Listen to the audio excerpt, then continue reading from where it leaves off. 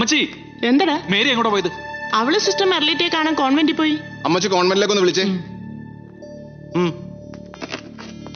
Sister മേരിയുടെ അമ്മച്ചിയാ. മോളവിടെ വന്നിരുന്നോ? അവളവിടെ ചെന്നിട്ടില്ലാന്ന്. എന്താടാ ജോണിച്ചായ, ചതിവ് പറ്റുമെന്നൊരു സംശയം. ആ സോളമനെ രാവിലെ മുതൽ കാണാനില്ല. കവലയിൽ ഒരു ന്യൂസ് വരുന്നിട്ടുണ്ട്, അവൾ ആ സോളമന്റെ കൂടെ ഒളിച്ചോടിപ്പോയെന്ന്.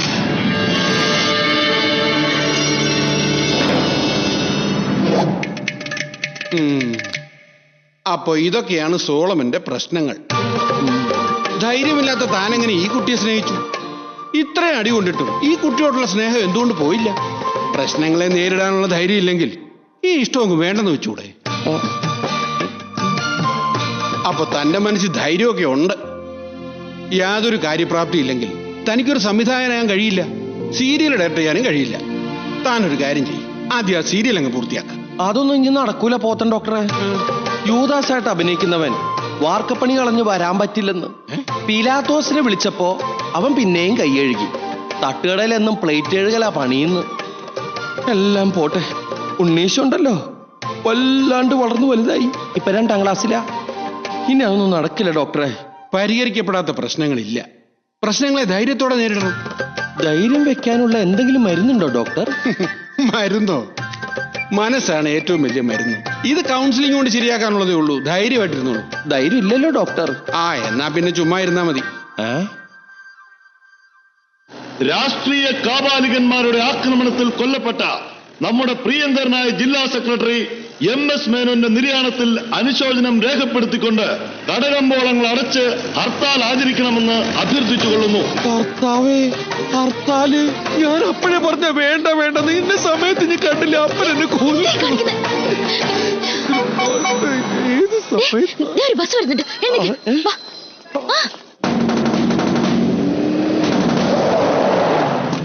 ആ കുഞ്ഞാട് എങ്ങോട്ടാ പോയത്? എന്നോടൊന്നും പറഞ്ഞില്ല.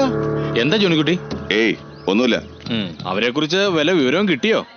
ആരെ കുറിച്ച്? അല്ല, ഒരു കരക്കമ്പി കേട്ടായിരുന്നു സോളമനെ അവിടുത്തെ കൊച്ചിനെയും കാണാനില്ലാന്ന്. വല്ലവനും പറയുന്ന കേട്ട് വേണ്ടാതിനും പാടി കിടന്നുണ്ടല്ലോ. അല്ലെങ്കിൽ പിന്നെ നിങ്ങൾ എന്തിനാ ജീപ്പ് എടുത്ത് ഇങ്ങനെ പരക്കം പായുന്നത്? നിന്റെ അമ്മച്ചിക്ക് സംബന്ധം ആലോചിക്കാൻ അറിയണോടാ? ഗവൺമെന്റിൽ പോയ പെങ്ങളെ കുറിച്ച് വല്ല അനാവശ്യം പറഞ്ഞാലുണ്ടല്ലോ വിവരം അറിയുന്നേ. അറിയും. ഹർത്താലിൽ പരക്കിയ ആക്രമണം. കൊല്ലപ്പെട്ട MS മേനോൻ അനുശോചനം രേഖപ്പെടുത്തി നടത്തിയ ഹർത്താലിൽ വ്യാപകമായ കല്ലേറും അക്രമവും.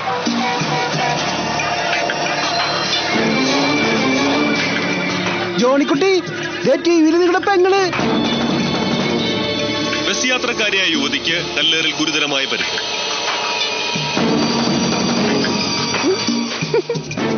ആ ദാരുണ ദൃശ്യം കണ്ട് കൂടെയുള്ള സുഹൃത്തായ യുവാവ് കുഴഞ്ഞു വീണു.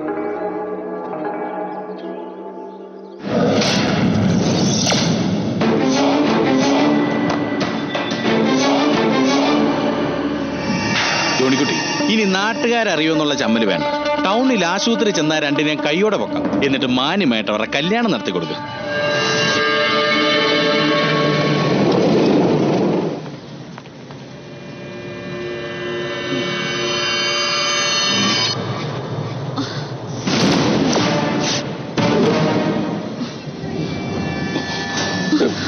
അയ്യോ, വണ്ടിയും പോയി.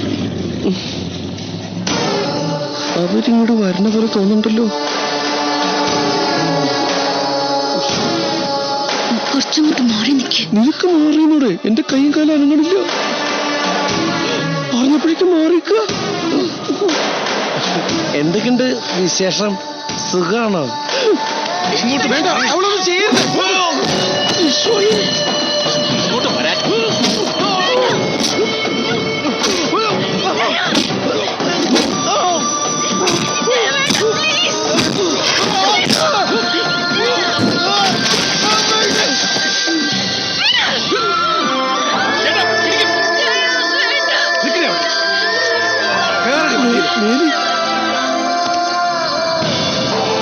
ജോൺകുട്ടി, വേണ്ടോ?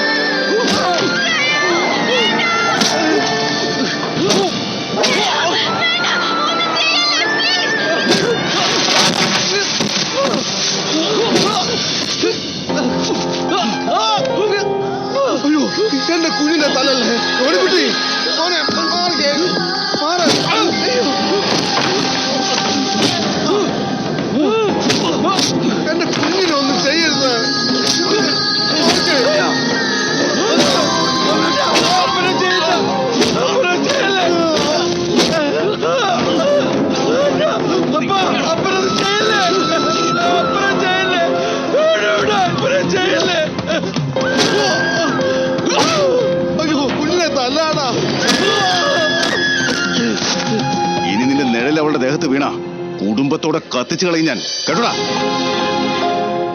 വാടാ.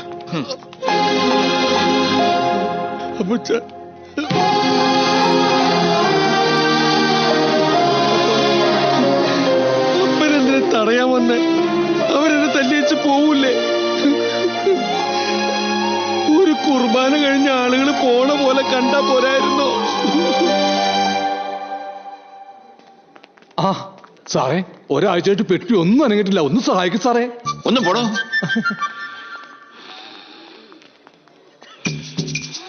അത്യാസന്ന നിലയിലാണെന്ന് തോന്നുന്നു. ക്രിസ്ത്യാനിയാണല്ലേ? അതെ. എന്താ? അല്ല, ഹൈറ്റ് ഒരു 5'2" കാണിരിക്കും അല്ലേ? കാണും.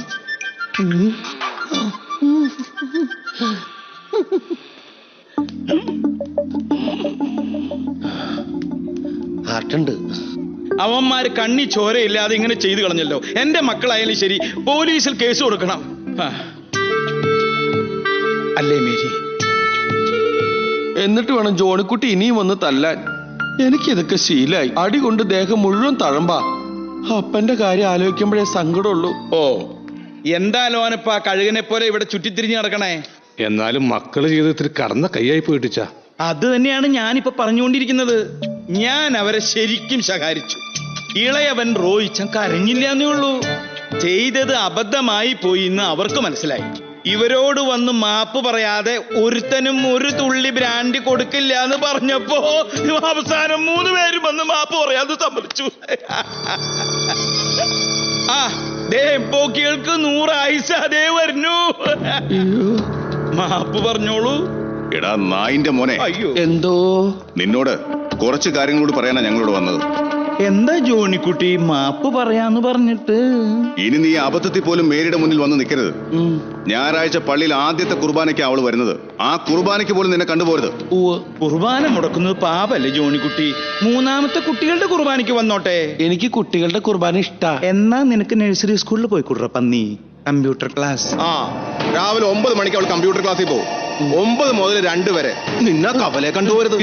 പ്രാക്ടീസ് പറഞ്ഞു. വൈകിട്ട് 4 മുതൽ 5 വരെ അവള് വടക്കേങ്ങാടിയിൽ കൊയർ പ്രാക്ടീസിന് പോകും. ആ പരിസരത്ത് നിന്നെ കണ്ട.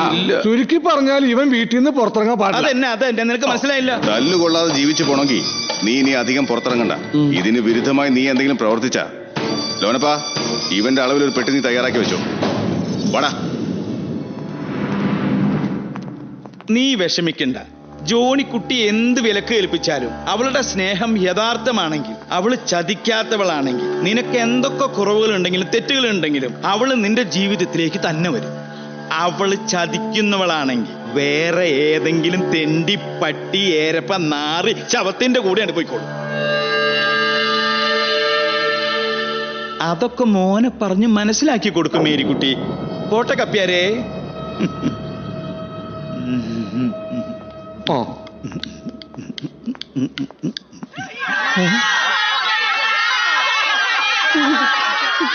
ഗ്രേറ്റ് മാൻ. ഇത്ര പെട്ടെന്ന് അങ്ങനെ കയറ്റി അയക്കുമെന്ന് ഞാൻ വിചാരിച്ചില്ല. Thank you sir. Thank you.